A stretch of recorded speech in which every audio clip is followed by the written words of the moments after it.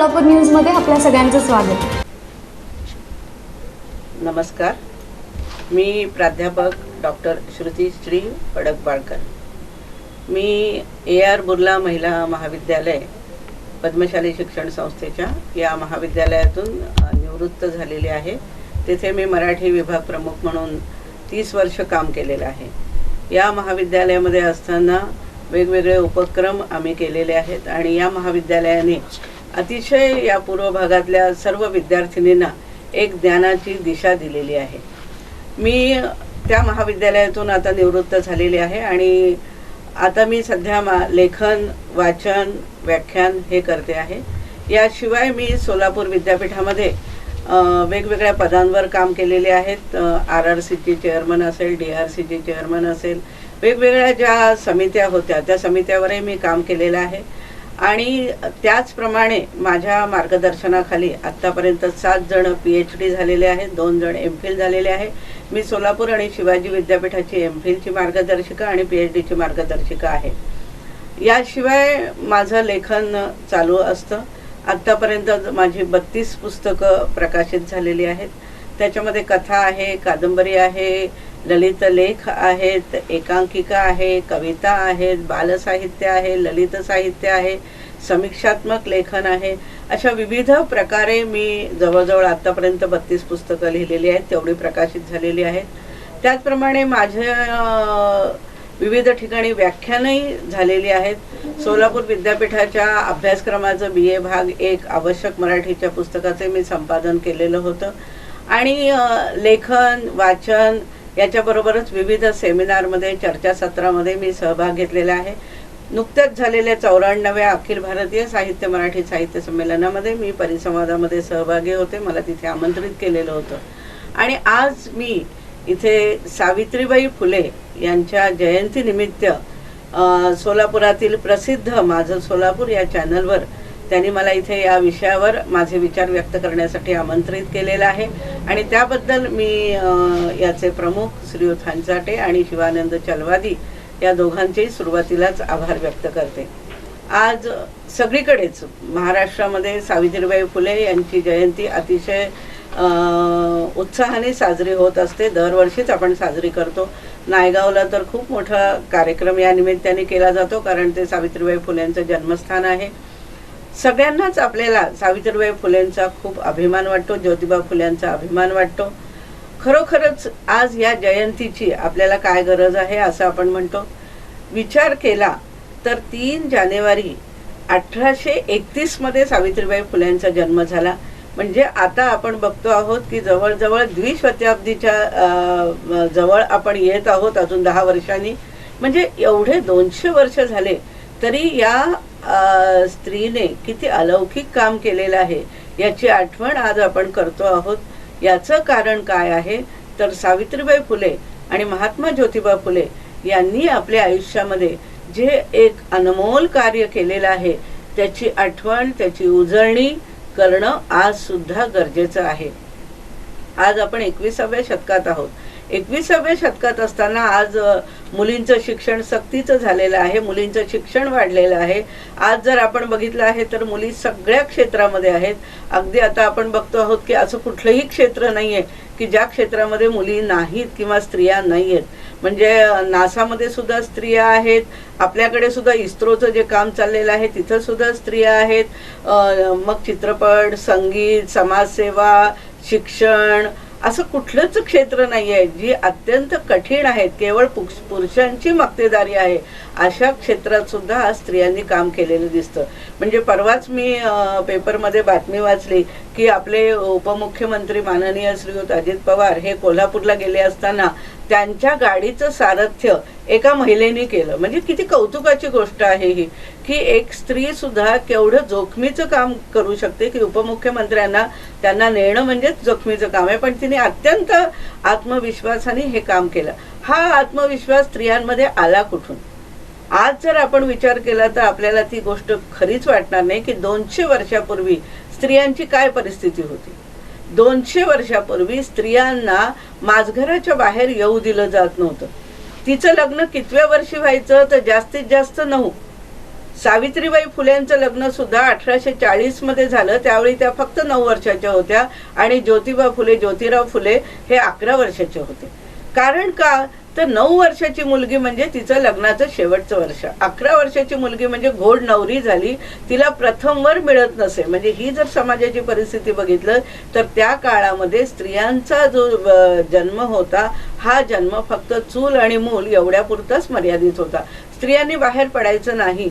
मुलींनी काय करायचं, तर मुलींनी फुलं आणायचे, मुलींनी देवाची पूजा करायची, मुलींनी स्वयंपाक करायचा. माझा स्त्रियांच्या आत्मचरित्रावर माझं PhD आहे. मला आठवते की एक सुमतीबाई सुकळीकर म्हणून आहेत, त्यांनी एका आत्मचरित्रात सांगितलं की 14 वर्षाच्या मुलीला वडे आणि पुरणपोळीचा स्वयंपाक आलाच पाहिजे, नाही आलं तर तिचं लग्न होणं अवघड आहे. म्हणजे तुम्ही बघा, 12-13 वर्षाच्या मुलीला एवढा मोठा स्वयंपाक करायची हीच शिकवण दिली जायची. सावित्रीबाईंना ही शिकवण दिली गेली. सावित्रीबाई ज्यावेळी लग्न होऊन 9 वर्षाच्या असताना लग्न होऊन ज्योतिराव फुलेंच्या बरोबर आल्या, त्यावेळी त्या अगदी अजाण होत्या, त्यांना काहीही समजत नव्हतं. आणि ज्योतिराव फुले लहानपणी त्यांच्या आत्याकडे वाढल्यामुळे आणि आत्या एका ख्रिश्चन घरी जात असल्यामुळे त्यांच्या घरी जाताना तिथे इंग्रजी भाषेचा त्यांचा परिचय झाला. तिथलं त्यांना स्वातंत्र्य लक्षात आलं, स्त्रियांवरचे त्यांचा अभ्यास किंवा स्त्रिया किती मोकळेपणे जगतात हे त्यांच्या पाहण्यात आलं आणि त्यांना असं वाटलं की आपण स्त्रियांना किती बंधनात टाकतो आहोत. खरं तर स्त्री आणि पुरुष या समाजाच्या 2 मुख्य जाती आहेत. 50% स्त्रिया आणि 50% पुरुष हे समाजाची एक रचना आहे आणि याच्यामध्ये 50% स्त्रियांना केवळ एका चौकटीमध्ये बंदिस्त करून ठेवलं होतं.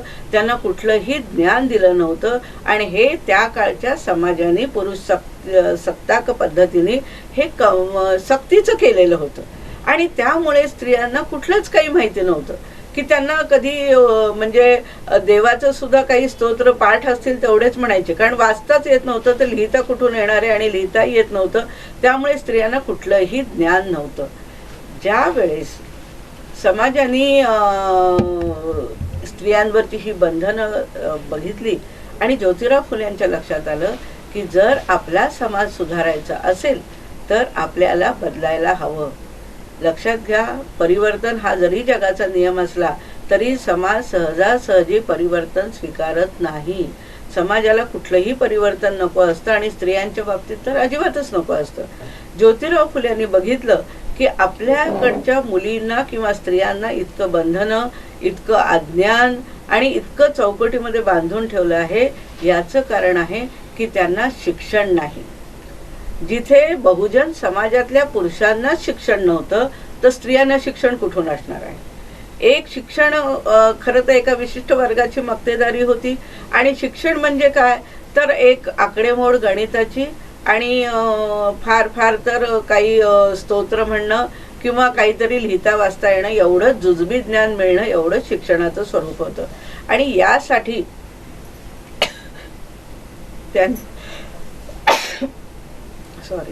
त्यांनी यासाठी काय केलं तर आधी शिक्षणाचं महत्त्व पटवून दिलं. मुलींसाठी पहिली शाळा 1858 मध्ये भिडेवाड्यामध्ये सुरू झाली.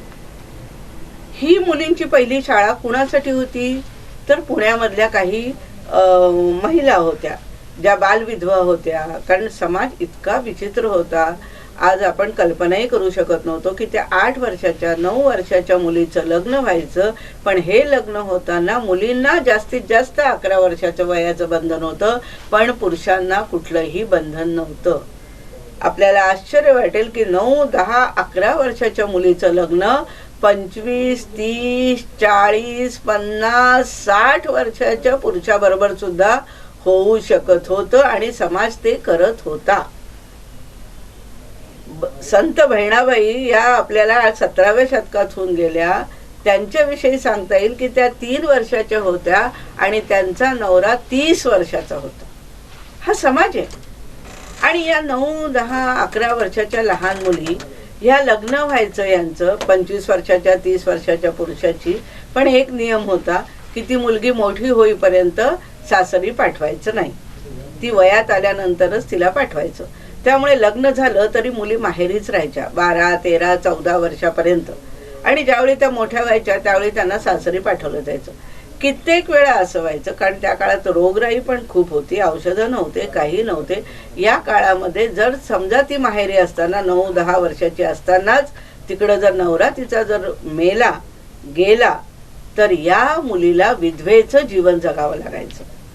बहुजन समाजामध्ये विधवेचं जीवन जगावं लागायचं, पण उच्चवर्णीयांमध्ये या विधवेचं केशवपन केलं जायचं. तिच्या डोक्यावरचे केस पूर्ण काढून टाकले जायचे. कारण का? तर तिच्याकडे कोणी बघून आकर्षित होऊ नये, केसामुळे तिचं सौंदर्य निर्माण होईल आणि त्यामुळे केस काढून टाकायचे. कारण काय सांगितलं जायचं की जर समजा विधवेच्या डोक्यावर केस असतील आणि तिने जर डोक्यावरनं आंघोळ केली तर या केसातून जेवढं पाण्याचे थेंब गळतील तेवढे वर्ष तिला नवऱ्याला नरकवास भोगावा लागेल. आपल्याकडे तर हे केशवपन होतं. बंगालमध्ये तर तिला सतीच जावं लागायचं. ती 9 वर्षाची 10 वर्षाची असेल तर नवरा मेलेला असायचा, पण त्याच्या सरणावर हिला जिवंत जाळलं जायचं. आणि हे जाळत असताना सुद्धा तिचा आवाज कुणाला ऐकू येऊ नये म्हणून ढोल ताशा वाजवल्या जायच्या आणि काठीने तिला आत ढकललं जायचं. ती जर बाहेर चटके बसून पळत यायला लागली तर किती क्रूर होत्या. विचार करा स्त्रियांसाठी या सगळ्या गोष्टी. आणि याच्या विरुद्ध पहिल्यांदा आवाज जर कोणी उठवला असेल तर ज्योतिराव फुल्यांनी. आज आपल्याला या गोष्टी महत्त्वाच्या वाटत नाहीत, पण त्या काळात ज्योतिराव फुल्यांनी आणि सावित्रीबाई फुल्यांनी जे महान कार्य केलेलं आहे ते कधीही आपण अविस्मरणीय आहे, विस्मरणात जाऊ शकणार नाहीये. त्यांनी केलेलं कार्य त्या काळाच्या पार्श्वभूमीवर अत्यंत अत्यंत महत्त्वाचं आहे.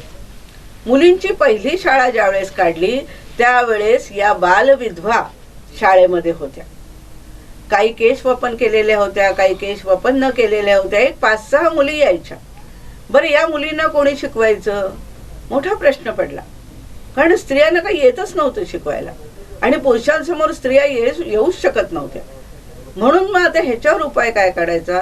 तर ज्योतिराव फुले म्हणाले सावित्रीबाईंना की आपण एक काम करूया, मी तुला शिकवतो, तू त्यांना शिकव. विचार करा की आधी सावित्रीबाई फुले रोज घरात शिकायच्या ज्योतिरावांकडून आणि मग त्या शाळेमध्ये शिकवायला जायच्या. समाज सुद्धा इतका कठोर आणि इतका क्रूर आज सुद्धा तेवढाच आहे. आपल्याला असं वाटतं, आजही आपण अशा कित्येक घटना बघतो की आंतरजाती विवाह केला म्हणून भावाने शेतात जाऊन त्या मुलीचा जीव घेतला आणि मारलं. आजही बघतो. आज आपण एवढे स्वतःला आधुनिक समजतो, एवढे आपण ऐशोरामात राहतो असं वाटतं आपल्याला, पण मानसिकता समाजाची बदलत नाही. आणि हा तर 200 वर्षापूर्वीचा काळ होता. त्यावेळेस ज्योतिरावांनी रोज सावित्रीबाईला शिकवायचं आणि सावित्रीबाईंनी त्या भिडेवाड्यामध्ये जाऊन एक 5-6 मुलींना शिकवायचं. समाजाला हे मान्य होईना, मुलींना शिकून काय करायचं? तुम्हाला एक घटना सांगते, म्हणजे सावित्रीबाई फुलेंचं कार्य, ज्योतिबा फुलेंचं कार्य त्या काळाच्या दृष्टीने किती महत्त्वाचं आहे लक्षात येईल की मी एका आत्मचरित्रात असं वाचलं की एक मुलगी जी भावाबरोबर लिहायला शिकली, वाचायला शिकली, घरामध्ये शिकवलं. 7-8 वर्षाच्या मुलीला भावाला शिकवत होते त्यावेळी ती शिकली आणि तिचं 11व्या वर्षी लग्न झालं. लग्न झाल्यानंतर तिच्या सासरी गेल्यावर त्यांच्या सासरच्या लोकांना कळलं की हिला लिहिता वाचता येतं. काय करावं सासरच्यांनी? त्यांनी सरळ तिला माहेरी आणून सोडलं. आम्ही हिला नांदवणार नाही कारण हिला लिहिता वाचता येतं. उद्या ही आनंदीबाई पेशव्यांसारखी धचा मा करेल. मुली शिकल्या तर डोक्यावर बसतात, मुली शिकल्या तर त्या घरचा स्वयंपाक करणार नाहीत. अजूनही आमच्याकडे काही लोकांना असं वाटतं मुली शिकल्या की त्यांना नवऱ्याची किंमत राहणार नाही. आणि सांगायचं म्हणजे तुम्हाला आश्चर्य वाटेल की ज्यावेळी तिला माहेरी सोडलं त्यावेळी माहेरच्या लोकांना समजेना काय करावं ते. ती तर रडत बसली. शेवटी ही घटना सत्य आहे की तिने त्याकाळी टाकाने लिहिलं जायचं, तो टाक घेतला, नवऱ्याच्या पायावर त्या टाकाचे 2 तुकडे केले आणि शपथ घेतली की मी हातात परत कधीही पेन किंवा टाक घेणार नाही. तेव्हा तिला परत नांदवलं आणि ही शपथ तिने आयुष्यभर पाळली. नवरा गेल्यानंतर सुद्धा सही करता येत असताना सुद्धा तिने सगळीकडे अंगठा द्यायचा. समाज कसा होता विचार करा. आणि त्या काळाच्या पार्श्वभूमीवर सावित्रीबाई फुल्यांनी शाळेत जायचं मुलींना शिकवलं म्हणजे समाजाचा किती तिळपापड झाला असेल. मग समाजाने आपल्याला माहिती आहे की काय केलं आहे, सगळ्यांना ते गोष्ट माहिती आहे की ती रस्त्याने जाताना तिच्या अंगावर पाणी फेकायचं, तिच्या अंगावर शेण टाकायचं, तिला दगडं मारायची. सावित्रीबाई पिशवीमध्ये एक साडी घेऊन जायच्या आणि मग तिथं शाळेत जाऊन एका कोपऱ्यात बाजूच्या खोलीत जाऊन साडी बदलायच्या, शिकवायच्या आणि येताना परत ती घाण साडीच नेसून परत बाहेर पडायच्या. कारण परत येताना सुद्धा लोक तसंच शेण आणि माती टाकायचे त्यांच्या डोक्यावर. पण हे सगळं त्यांनी सहन केलं का तर त्यांना नवऱ्याचं म्हणणं पटलं होतं. सावित्रीबाई मोठ्या का आहेत? नवऱ्याने सांगितलं आणि ऐकलं. हा काळ तसा होताच. पती हाच परमेश्वर मानणारा काळ होता.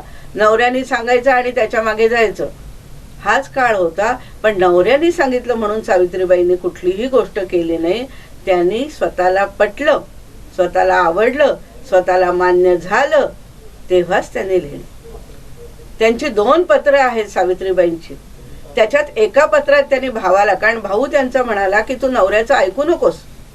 त्या काळच्या बायका असं सांगायचे, घरातले पुरुष सांगायचे, कशाला नवऱ्याचं ऐकती, नवरा काही म्हटलं तरी आपण ऐकायचं नसतं.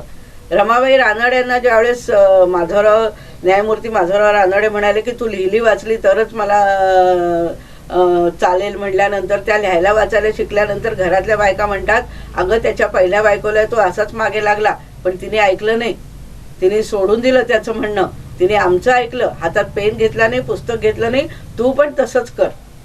रमाबाई म्हणाल्या, नाही, माझ्या नवऱ्याने सांगितलंय ना आणि ते मला पटले म्हणून मी हे काम करणार आहे. सावित्रीबाईंनी हेच केलं. त्यांनी सांगितलं की मला हे पटतंय. त्यांनी भावाला पत्रात लिहिलं की एक मुलगी, आंतरजाती विवाह त्या काळात होता, ते 2 जण पळून चालले, म्हणजे त्या दोघांनी लग्न करायचं ठरवलं तर सगळ्यांनी मिळून त्यांना बांधून मारायला सुरुवात केली. सावित्रीबाईंनी जाऊन तिथं सोडवलं आणि त्या दोघांना सांगितलं की तुम्ही माझ्या नवऱ्याकडे पुण्याला जा, माझा नवरा तुम्हाला काहीतरी कामधंदा लावेल.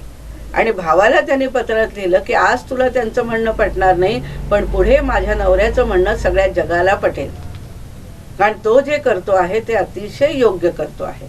आणि हे मला पटलेलं आहे की स्त्रियांना शिक्षण दिलं पाहिजे. त्यांनी केवळ स्त्रियांचा विचार केला नाही. ज्योतिरावांनी बहुजनांचा विचार केला. ब्राह्मणांचा विरोध नाही केला, ब्राह्मणत्वाचा विरोध केला, भटांचा विरोध केला. त्यांनी ब्राह्मण स्त्रीचा एक मुलगा जो बालविधवा होती, कुणीतरी तिला नासवलं, त्याच्यापासून एक ती गरोदर राहिली, ती जीव द्यायला चालली, त्यावेळेस ज्योतिबा फुलेंनी तिला आपल्या घरी आणलं आणि सांगितलं, बाई तू जीव देऊ नकोस, तुला जे मूल होईल ते मी सांभाळेन, मी त्याला वाढवेन. आणि मग त्यांच्या लक्षात आलं की ह्या ज्या बालविधवा असायच्या 9, 10, 11, 12 या पुढे मोठ्या झाल्या की घरातलेच कुणीतरी शेजारचे, आजही आपल्याला या गोष्ट रोज पेपरमध्ये आपण वाचतो की घरातले कित्येक जवळच्या लोकांनीच बलात्कार केले, स्त्रीला फसवलं. तसं त्या काळात ते फसवत होते. आणि त्याच्यातून जे मूल जन्माला यायचं त्या मुलाला कुठे टाकायचं, कुठे सोडायचं? कचरा कुंडीत. नारायण सुर्वे असे एका कचरा कुंडीत सापडलेत, कुणाचे काय आजही आपल्याला माहिती नाहीये. कचरा कुंडीत टाकण्यापेक्षा मी त्यांना सांभाळतो अशी अनाथ मुलं घेऊन पाळणाघर त्या काळात ज्योतिराव फुल्यांनी चालू केलं आणि सावित्रीबाई फुल्यांनी त्यांना साथ दिली. ह्या केशवपनाच्या विरुद्ध न्हाव्यांचा संप पहिल्यांदाच ज्योतिबा फुल्यांनी पुण्यामध्ये घडवून आणला होता की नाही, आम्ही नाही स्त्रियांचं केशवपन करणार. हे धाडस करण्याचं ज्योतिबा फुल्यांचं कर्तृत्व तर महान आहेच आहे, पण त्यांना साथ देणाऱ्या सावित्रीबाई फुल्यांचे आहे. त्याच्यासाठी त्यांना घर सोडावं लागलं, घराच्या बाहेर यावं लागलं. त्या काळामध्ये अनेक गोष्टी, अनेक चळवळींची सुरुवात पहिल्यांदा ज्योतिराव फुल्यांनी पुण्यात केली आणि त्याला सावित्रीबाई फुल्यांनी साथ दिली. सावित्रीबाई फुलेंनी ज्योतिबांच्या अगदी हाताला हात लावून सगळं काम केलंच, पण त्यांच्या माघारी, त्यांच्या नंतरही त्यांनी त्यांची समाजसेवा सोडली नाही. आपल्याला माहिती आहे की त्यांचा मुलगा यशवंत हा डॉक्टर झाला आणि 1885 पासूनच पुण्यामध्ये प्लेगची साथ सुरू झाली होती आणि 90च्या पुढे तर ती खूप वाढली. या प्लेगमध्ये लोक आज जसं आपण करोनामध्ये आज आहोत, दारं खिडक्या बंद करून बसतो आहोत, समाजात मिसळत नाहीये वगैरे वगैरे, प्लेगमध्ये तर घरदारं सोडून बाहेर जावं लागलं लोकांना, रानात जाऊन राहावं लागलं. कारण उंदीर सापडला की तो प्लेगचा असणार आणि त्याच्यातनं मृत्यू येणारच. सकाळी माणूस जिवंत असलेला संध्याकाळपर्यंत जिवंत राहायचा नाही आणि त्याला भिवून लोकांनी घरदारं आहे नाही त्या अंगावरच्या वस्त्रांनिशी रानावनात जाऊन राहिले. अशा काळामध्ये त्यांनी आपल्या मुलाला मुंबईहून बोलवून घेतलं आणि सांगितलं की तुझी गरज इथं आहे, तू प्लेगचा इथे जे पेशंट असतील किंवा जे रोगी असतील त्यांना उपचार कर. आणि स्वतः बरोबरीने करत होत्या. एखादा जर रोगी सापडला घरामध्ये तर घरातले लोक त्याला एकट्याला घरामध्ये टाकून रानावनात निघून जायचे. पण सावित्रीबाई त्या घरात जाऊन त्या रोग्याला उचलून आणून अक्षरशः काही वेळा तर तो रोगी इतका नित्राण व्हायचा, जर लहान असेल किंवा असेल तर पाठीवर घ्यायच्या, त्याला पाठुंगुळी घ्यायच्या आणि तसं आणून त्या शिबिरामध्ये त्या डॉक्टरकडे घेऊन यायच्या. असं सावित्रीबाईंनी केलं आणि अशी प्लेग लोकांची सेवा करता करताच त्यांनाही प्लेग झाला. आणि आपल्याला माहिती की 10 मार्च 1897 साली त्यांचा मृत्यू झाला. केवढं म्हणजे मला कौतुक वाटतं सावित्रीबाईंचं की ह्या बाईमध्ये केवढं कर्तृत्व आलं कुठून. आज आम्हाला लोक काय म्हणतील या भीतीपोटी आम्ही एकमेकांच्या घरी बोलत पण नाही, कुठे जात नाहीत. आणि अशा काळामध्ये नवऱ्याचं कार्य तर आपलं कार्य मानलं, पण नवऱ्याच्या कार्यामध्ये पावलावर पाऊल ठेवून 2 पावलं पुढे जाताना आपल्याला सावित्रीबाई दिसतात. ज्या कर्मकांड आहेत, ज्या अंधश्रद्धा आहेत, ह्या अंधश्रद्धा दूर करण्यासाठी सुद्धा सावित्रीबाईंनी सगळ्यांना प्रबोधन केलेलं आहे. आजही ह्या अंधश्रद्धा कुठे कमी झाल्या आहेत आपल्या. आजही आपलं कर्मकांड कमी झालेलं नाही. देवाची भक्ती करायची म्हणजे देवाच्या देवळात लाईनमध्ये उभं राहायचं. कालच आपण बघितलं 1 तारखेला वैष्णव देवीला लोकांची चेंगराचेंगरी होऊन 12 लोक मेली. का बरं आपण असं करतो? एकाच वेळी जायचं का तिथे? देव आहे ना सगळीकडे. आमच्या संतांनी हेच सांगितलेलं आहे, जिथे भूत तेथे भगवंत, जिथे मनुष्य तिथे भगवंत. माणसात देव बघा. पण अजूनही आमचा त्याच्यावर विश्वास नाही. अजूनही आम्ही असाच विचार करतो की तिथे गेलं म्हणजेच आम्हाला आमची भक्ती झाली, नाही तर आमची भक्ती झाली नाही. सावित्रीबाईंच्या फुलेंच्या विचाराची गरज आजही तेवढीच आहे 21व्या शतकात. मला हे सांगायचं. आज आमच्याकडे शाळेमध्ये मुली असं आडवं कुंकू लावतात, नऊवारी साडी नेसतात, नथ घालतात, हातात पाटी पेन्सिल घेतात आणि सावित्रीबाई होतात. सावित्रीबाई होणं इतकं सोपं आहे का? सावित्रीबाईंची जयंती केली, त्यांच्या फोटोला हार घातले, त्यांच्याविषयी एक व्याख्यान दिलं म्हणजे आम्ही संपलं? सावित्रीबाईंचे विचार तुम्ही आचरणात आणा. स्त्रियांनी सावित्रीबाई फुलेंचे विचार आचरणात आणायचे आणि पुरुषांनी सुद्धा ज्योतिबा व्हायला पाहिजे. पुरुषांनी सुद्धा आपल्या घरातल्या स्त्रीला तेवढंच सहकार्य केलं पाहिजे, पुढं नेलं पाहिजे, तिला निर्णय स्वातंत्र्य दिला पाहिजे, तिच्या पाठीशी उभं राहिलं पाहिजे. आज आमच्याकडे मुली सावित्रीबाई व्हायला तयार आहेत पण पुरुष ज्योतिबा व्हायला तयार नाहीत. तू तुझं बघून घे, तुला काय करायचंय करून घे, असं नाही करून चालणार. तिच्या पाठीशी जे चांगलं आहे त्याच्या पाठीशी उभंच राहिलं पाहिजे. आणि स्त्रियांनी सुद्धा कुणी काय सांगितले म्हणून नाही, आपल्या बुद्धीला, आपल्या विचाराला, आपल्या ज्ञानाला, आपल्या तत्वाला, आपल्या मूल्यांना यांना साक्षी ठेवून आपण निर्णय घ्यायचा. कुणी सांगितलं म्हणून नाही. चांगला निर्णय क्षमता आणि आत्मविश्वास. तुम्ही जर एखादं चांगलं कार्य करत राहाल ना, समाज तुम्हाला स्वीकारतो. त्रास होईल. सिंधुताई सपकाळांचं तुम्हाला माहिती आहे, वयाच्या 11व्या वर्षी लग्न झालं, त्यांचं 18व्या वर्षापर्यंत त्यांना 4 लेकरं झाली आणि 19व्या वर्षी त्यांना लेकरू होत असताना नवऱ्याने एवढं मारलं की गोठ्यामध्ये जाऊन त्यांना हाकलून दिलं. गोठ्यात झोपल्या, तिथंच त्या बाळांतीन झाल्या. त्यांना कळले नाही आपण बाळांतीन झालो, एवढं मारलं होतं नवऱ्याने. आज त्या बाईने केवढं कर्तृत्व निर्माण केलेलं आहे. हे कशाच्या जोरावर आहे? तिच्यासमोर आदर्श कोण होते? तिच्यासमोर सावित्रीबाई. की आत्मविश्वास, की चांगलं काम करायचं असेल, समाजाचा थोडा विरोध जरी स्वीकारला तरीही चालेल, पण चांगल्या कामासाठी आपलं काम चालू ठेवणं ही सावित्रीबाईला खरं त्यांची आठवण करणं किंवा त्यांना स्मरण करणं, त्यांना पुष्पसुमन वाहणं ही खरी सुमन आहे. की तुमचं कार्य आम्ही चालू ठेवतो, आम्हाला थोडा विरोध होईल. कित्येक जणी आपण बघतो ग्रामीण भागामध्ये तरी अजून समाज बदललेला नाहीये. आपण थोडं बदललं पाहिजे. आपल्याला जर एकीकडे असं वाटतं की मुलींनी सगळं आलं पाहिजे, पुढं गेलं पाहिजे, सगळं केलं पाहिजे, पण अजूनही हीच अपेक्षा आहे. मला परवाच एक जण म्हणाली, ती बसचे कंडक्टर आहे एसटी मध्ये, पण ती म्हणे गावाकडे गेलं की डोक्यावरनं पदर घेतलाच पाहिजे. आपण थोडं विचार बदलूयात ना थोडेसे, की तसं घेतलं म्हणजेच ती फार चारित्र्यवान आहे, सुसंस्कृत आहे असं नाही.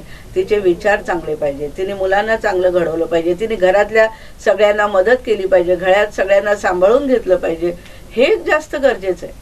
आणि सावित्रीबाईंचं स्मरण करायचं म्हणजे तुम्ही स्वतःमधल्या आत्मविश्वासाला, कारण लक्षात ठेवा कितीही नाही म्हटलं तरी संस्कृती टिकते स्त्रीमुळे, आणि ही संस्कृती टिकवायची असेल तर डोळसपणाने टिकवायला पाहिजे. कुणीतरी 5-5 हजार वर्षापासूनच्या रूढी आणि परंपरा आजही आम्ही 21व्या शतकात चालू ठेवणार असू तर कशी होणार आहे तारेवरची कसरत त्या स्त्रीची. एकीकडे अपेक्षा करायची तिने अर्थार्जन केलं पाहिजे, स्वतःच्या पायावर उभं राहिलं पाहिजे, बाहेर काम केलं पाहिजे, आणि दुसरीकडे सगळं घरातलंही तिनेच बघितलं पाहिजे. त्याच्यासाठी आपल्याला बदल करावा लागेल. ज्योतिबा फुले सावित्रीबाईंच्या नेहमी पाठीशी असायचे. लहान मुलांचा सांभाळ करणं असेल किंवा सावित्रीबाईंना मूल झालं नाही लवकर, शेवटपर्यंत झालंच नाही, पण त्यावेळी सगळेजण ज्योतिबांच्या मागे लागले की दुसरं लग्न कर, कारण तो समाज मान्य होतं त्यावेळेस. 2-3 लग्न करू शकत होते. कायदा आला 54ला 1900 द्विभार्या प्रतिबंधक. त्याच्या आधी कायदा नव्हता. पण ज्योतिबा फुले म्हणाले नाही, जर दोष माझ्यात असो नाही तर तिच्यात असो, मी दुसरं लग्न करणार नाही, त्याच्याऐवजी मी मूल दत्तक घेईन. आणि तेच काम केलं त्याने. बायकोला सोडून दिलं नाही काळाच्या प्रमाणे. म्हणजे आपल्या लक्षात येईल की समाजामध्ये जर परिवर्तन घडवायचं असेल तर ज्योतिबा फुले असतील किंवा सावित्रीबाई फुले असतील, या दोघांचंही कार्य आपल्याला सतत स्मरणात ठेवलं पाहिजे. त्यांचे विचार आचरणात आणले पाहिजेत. केवळ असं नाही चालणार आपल्याला की त्यांची आज 3 तारखेला फक्त आठवण ठेवायची, त्याच्यानंतर 10 मार्चला आठवण करायची आणि परत वर्षभर विसरून जायचं. नाही, केवळ मुलींची शाळा पहिली शिक्षिका म्हणून सावित्रीबाईंचा मान नाहीये, तो तर आहेच आहे, पण त्याच्याबरोबरच समाजामध्ये विविध प्रकारचं कार्य त्यांनी केलं. स्वतः समाजामध्ये उतरून कार्य केलं, बहुजनांसाठी कार्य केलं, स्त्रियांसाठी कार्य केलं, समाजातल्या सर्व वर्गांसाठी कार्य केलं. त्यावेळेस जाती धर्म हे काहीही मानले नाहीये, त्याच्या पलीकडे जाऊन काम केलेलं आहे.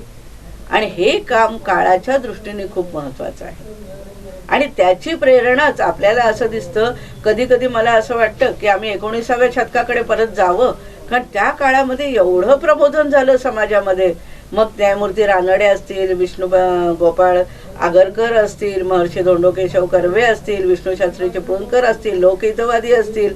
अरे किती लोक त्या काळामध्ये होते की ज्यांनी समाजाला प्रबोधन करून समाज परिवर्तनाचं मोठं काम केलं, योग्य दिशेला समाज नेला.